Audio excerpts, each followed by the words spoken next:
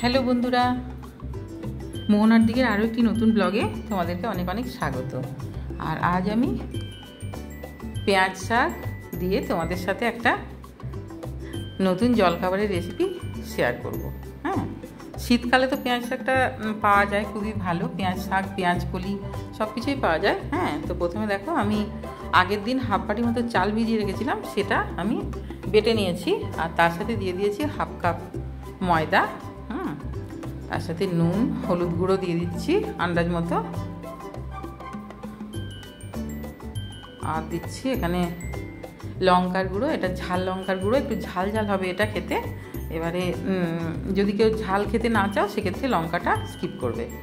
আর এখানে আছে আদা, রসুন, পেঁয়াজ বাটা আর একটু জিরে বাটা। হ্যাঁ, সমস্ত আমি দিয়ে দিলাম। দিয়ে তারপরে যে পেঁয়াজ শাকটা আমি ছোটো ছোটো করে কেটে রেখেছিলাম, কেটে ধুয়ে ভালো করে জল ঝরিয়ে রেখেছিলাম, সেটা দিয়ে দিলাম। আর দিয়ে তারপরে এটাকে হাতে করেই মাখিয়ে নিতে হবে। হ্যাঁ, হাতে করে ছাড়া এটা মাখানো ঠিকঠাক হবে না।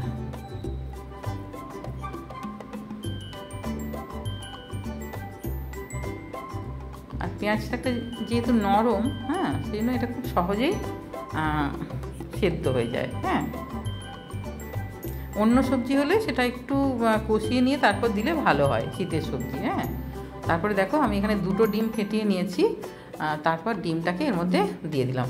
আর ডিমটা এখানে অপশনাল, কেউ যদি মনে করো যে নিরামিষ বানাবে, ডিম খাবে না, ডিম দেবে না, তাহলে ডিমটা নাও দিতে পারো। আমি এখানে দিয়েছি কারণ ডিমটা দিলে টেস্টটা ভীষণই সুন্দর হয় আর মুচমুচে ব্যাপারটা আসে। আর ডিমের তো একটা সুন্দর টেস্ট আছেই। তো দেখো, এবার এটাকে হাতে করে আমি খুব ভালো করে মাখিয়ে নিলাম। আর হাতে করে ছাড়া কিন্তু এটা ভালো করে মাখানো যাবে না। হ্যাঁ, আর দিয়ে দিলাম আমি হাফ চামচ এখানে চিনি। চিনিটা দিলে টেস্টটা ভীষণ ভালো হয়।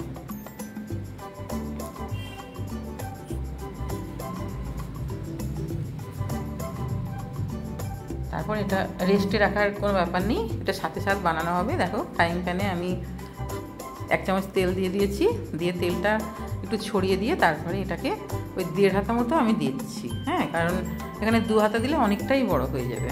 আর একটু পাতলা করার চেষ্টা করতে হবে, যাতে যতটা সম্ভব হয় আর কি পাতলা। হ্যাঁ, ওই হাতাতে করেই আমি ছড়িয়ে ছড়িয়ে দিচ্ছি এটাকে। একটু গোল হলে দেখতে ভালো লাগে, সেই জন্য একটু গোল করার চেষ্টা করছি।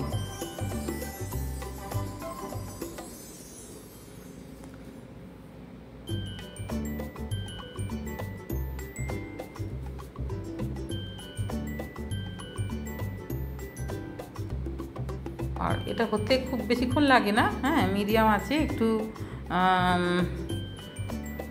এপিট ওপিট উল্টে লাল লাল করে এগুলিকে ভেজে নিতে হবে।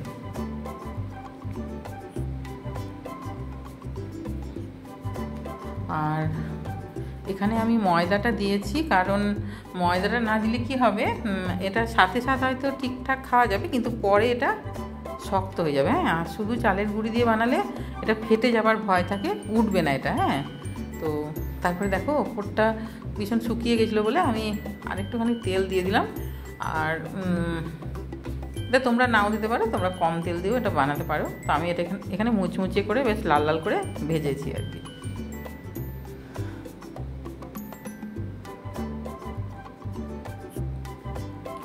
খেতে কিন্তু এটা অসাধারণ হয়।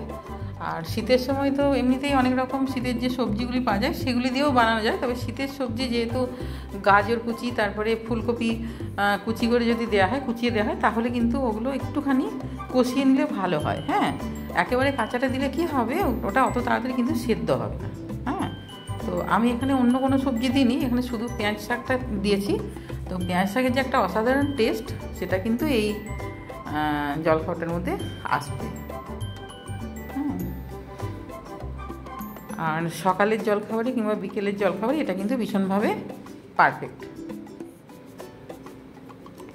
আর শীতকালে ছাড়া তো এগুলো বানানো হয় না। হ্যাঁ, যেহেতু এখন শীতের সময় এটা খেতেও ভালো লাগে।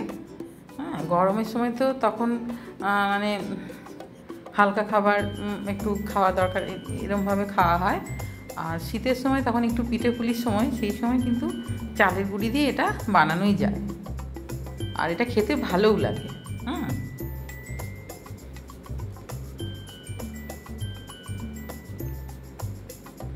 আর বাচ্চাদের টিফিনে এটা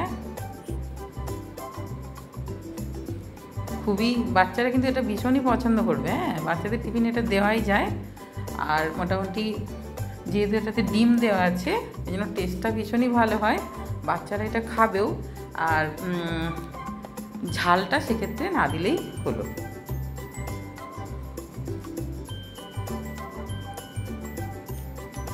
আর যদি কেউ এটা নিরামিষ বানাতে চায় সেক্ষেত্রে তো ডিমটা দেওয়া যাবে না।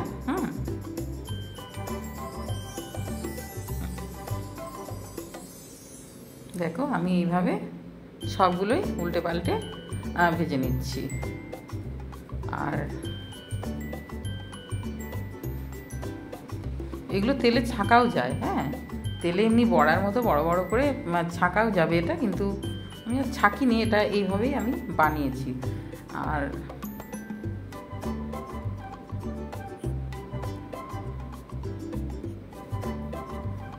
অত বেশিক্ষণ এটা বানাতে লাগে না। আমি ওই হাফ বাটি চাল নিয়েছিলাম আর হাফ বাটি ময়দা দিয়েছি, আর বাকি ডিম আর বাকি উপকরণ, তো ওতে আমার ওই 5টা হয়েছে। এরকমই সাইজে 5টা হয়েছে। তো আমার এই রেসিপিটা তোমাদের যদি ভালো লাগে তাহলে অবশ্যই একটা লাইক দিয়ে দিও, কমেন্ট করো। আর আমার চ্যানেলে যদি নতুন বন্ধু হয়ে থাকো তাহলে প্লিজ চ্যানেলটা সাবস্ক্রাইব করে দেবে, আর পাশে থাকা বেল আইকনটা প্রেস করে দিও, যাতে আমি নতুন নতুন ভিডিও আপলোড করলে তোমরা খুব সহজেই নোটিফিকেশানটা পেয়ে যাও। আর এরকম লালচে লালচে করে দেখো ভেজে নিলে কিন্তু এটা খেতে অসাধারণ লাগে। আমার মেয়ে যদিও এটাকে সস দিয়ে খাবে বলে প্ল্যান করেছে, কিন্তু আমি এমনি এমনি খাই, এটা চায়ের সাথে খেতেও এটা ভীষণই ভালো হয়।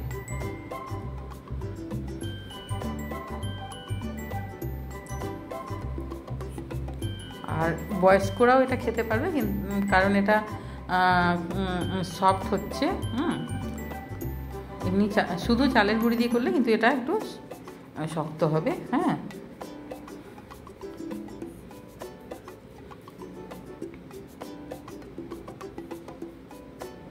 আর দেখো দেখতেও কিন্তু খুব সুন্দর হয়েছে, যেহেতু পেঁয়াজ শাকটা দেওয়া হয়েছে।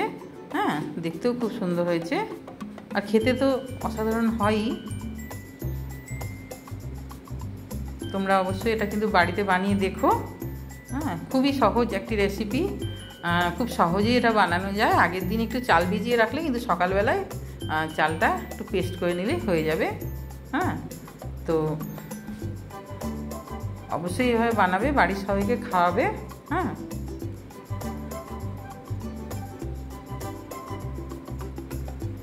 আর সবাই খুব ভালো থাকবে।